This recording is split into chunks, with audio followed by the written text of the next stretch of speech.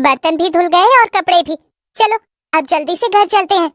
हाँ माँ, मुझे भी बहुत भूख लग रही है। जल्दी से घर चलते हैं। मुन्नी भी हमारा इंतजार कर रही होगी। असल में मुन्नी काजल की छोटी सी मुर्गी थी जिसे वो बहुत प्यार करती थी। दोनों माँ बेटी घर पहुँचते हैं और काजल की मुर्गी कूद कर उसके पास आ जाती है। मेरी प्यारी मुन्नी, तूने हमारा बहुत इंतजार किया ना। अब मैं आ गई हूँ। चल, मैं तुझे भुट्टे के दाने खिलाती हूँ। तू भी तो भूखी है ना, पर तुझे अपने से ज्यादा इस मुर्गी का ख्याल रहता है। हाँ माँ, ये मेरी इकलौती दोस्त है। हम दोनों यहाँ झोपड़ी बनाकर रहते हैं और पास के मोहल्ले में अमीरों के बच्चे मुझसे बात तक नहीं करते हैं। ऐसे में जब से मुन्नी मुझे मिली है, मुझे दोस्तों की कमी महसूस नहीं होती है। अच्छी बात है काजल। वैसे भी मुन्नी भी तुझसे उतना ही प्यार करती है जितना तू इससे करती है। हाँ माँ, मैं हमेशा इसका ध्यान रखूंगी और कभी भी अपने से दूर नहीं जाने दूंगी। रात हो जाती है और काजल और उसकी माँ सो चुकी थी। मुन्नी आंगन में सो रही थी। अचानक से एक काला साया आता है। वो एक बहुत ही भयानक चुड़ैल थी। सो रही हो मेरी प्यारी मुर्गी? चलो अब मेरे साथ चलो। चुड़ैल मुन्नी को गर्दन से पकड़ लेती है और अपने साथ ले जाती है। चुड़ैल का अड्डा एक पुराना खंडहर था और वहाँ बहुत सारी मुर्गियाँ पहले से कैद थीं। चुड़ैल मुन्नी को ले जाकर उन्हीं के साथ बंद कर देती है। चुप, एकदम चुप। अगर मुझे गुस्सा आ गया ना तो तुम सबको अभी भून कर खा जाऊंगी। तुम्हारी जो 2-4 दिन की जिंदगी बाकी है उसे शांति से जी लो। उधर अगले सवेरे मुन्नी को घर में ना पाकर काजल का बुरा हाल था। उसने रो रो कर सारा घर अपने सिर पर उठा रखा था। मत रो काजल, मैं तेरी मुन्नी को ढूंढ लाऊंगी। तू रोना तो बंद कर। माँ, मुन्नी ऐसे कहीं नहीं जाती है। जरूर उसे कोई अपने साथ ले गया है। मुझे उसकी बहुत फिक्र हो रही है। मगर बेटा, ऐसे रोने से तो काम नहीं चलेगा ना। हमें मुन्नी को हिम्मत से ढूंढना पड़ेगा। जैसे तैसे काजल खुद को संभालती है और दोनों माँ बेटी अपनी मुर्गी को ढूंढने में लग जाती हैं। उधर दूसरी तरफ चुड़ैल भेस बदलकर बाजार जा पहुंचती है। ये लो सेठ, इस बार हट्टी कट्टी मुर्गियां लाई हूँ। पिछली बार तो तुमने कम दाम लगाया था, मगर इस बार मैं नहीं मानूंगी। पैसे तो अच्छे ही देने पड़ेंगे। हाँ। वो अपनी मुर्गी वापस नहीं मिली थी। बेटा काजल, अब तू मुन्नी को भूल जा। मुझे तेरे दर्द का एहसास है, मगर मुझे नहीं लगता कि वो अब वापस आएगी। अरे जिसने उसे चुराया होगा वो अब तक तो उसे खा भी गया होगा। माँ, तुम कैसी बातें कर रही हो? तुमने ऐसा सोचा भी कैसे? मेरी मुन्नी को कुछ नहीं हुआ है और वो एकदम ठीक है। मैं उसे वापस जरूर लेकर आऊंगी।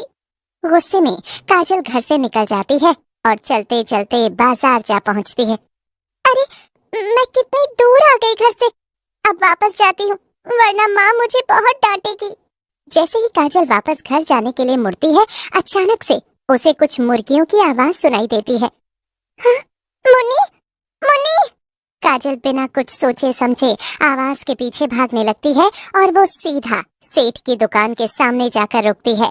हाँ? मुन्नी! अरे अरे, कौन है तू लड़की, और यहाँ कहाँ घुसी चली आ रही है? ये मेरी दुकान है, यहाँ कोई मुन्नी शीला नहीं है। वो मेरी मुर्गी। अरे यहाँ बहुत सी मुर्गियाँ हैं, बताओ तुम्हें कौन सी चाहिए? अरे अच्छा दाम लगा दूंगा, एकदम ताजा मुर्गियाँ हैं, बहुत स्वादिष्ट बनेगी। काजल ये सुनकर दंग रह जाती है। कितने बुरे आदमी हो तुम! इन बेचारी मासूम मुर्गियों को पकड़ रखा है। एक दिन मैं आऊंगी और इन सबको बचा कर ले जाऊंगी, याद रखना। काजल वहाँ से तो चली जाती है, लेकिन अब उसे सेठ पर शक हो रहा था। हाँ, मुझे इस सेठ पर नजर रखनी होगी। इसी से मुझे अपनी मुन्नी का पता चलेगा। हाँ। काजल पूरे दिन सेठ पर नजर रखती है और देर रात को वो देखती है कि एक औरत सेठ के पास एक झोला लेकर आई है। ये ले सेठ, इसमें और मुर्गियां हैं। सेठ झोले में से मुर्गियां लेकर उस औरत को पैसे दे देता है। ये क्या? आखिर कौन है ये औरत? और इसके पास इतनी मुर्गियां कहाँ से आ रही हैं? जरूर मेरी मुन्नी को भी इसी ने चुराया होगा। काजल उस औरत का पीछा करने लगती है, लेकिन अचानक से कोई पीछे से काजल का हाथ पकड़ लेता है और काजल चौंक जाती है। हाँ, कौन है? कौन है? अरे अरे डरो मत काजल, ये मैं हूँ, तुम्हारी माँ। तुम इतनी देर तक घर नहीं आई, इसीलिए मैं तुम्हें ढूंढते हुए बाजार आई, मगर फिर मैंने तुम्हें इस तरफ आते देखा तो मैं भी तुम्हारे पीछे पीछे आ गई। अब बताओ तुम यहाँ क्या कर रही हो? माँ, उस औरत को देखो, मैं उसका पीछा कर रही थी, उसी ने हमारी मुन्नी को चुराया है, मुझे पूरा यकीन है। क्या सच में? अरे मगर काजल वो तो घने जंगल में जा रही है, हमें इसके पीछे नहीं जाना चाहिए, मुझे इसमें खतरा नजर आ रहा है। कुछ भी हो माँ, उसके पीछे जाने से ही हमें मुन्नी मिलेगी, चलो। काजल अपनी माँ को जबरदस्ती अपने साथ ले जाती है। वो औरत एक झोपड़ी में घुस जाती है और देखते ही देखते वो अपने असली रूप में आ जाती है। मेरी प्यारी मुर्गियों, तुम्हारा सौदा करके तो मुझे बहुत मुनाफा हो रहा है। ये तो एक चुड़ैल है, कितनी भयानक सी दिख रही है ये। काजल बेटा चल यहाँ से, मुझे यहाँ कुछ ठीक नहीं लग रहा। नहीं माँ, वो देखो, वो रही हमारी मुन्नी। लेकिन हम मुन्नी और बाकी मुर्गियों को इसके जाल से कैसे बचाएंगे? मेरे पास एक तरीका है माँ। चुड़ैल झोपड़ी के अंदर बैठी मुर्गियां गिन रही थी। अचानक से कहीं से किसी मुर्गी की तेज आवाज आती है। अरे ये क्या, एक और मुर्गी, वो भी यहाँ जंगल में?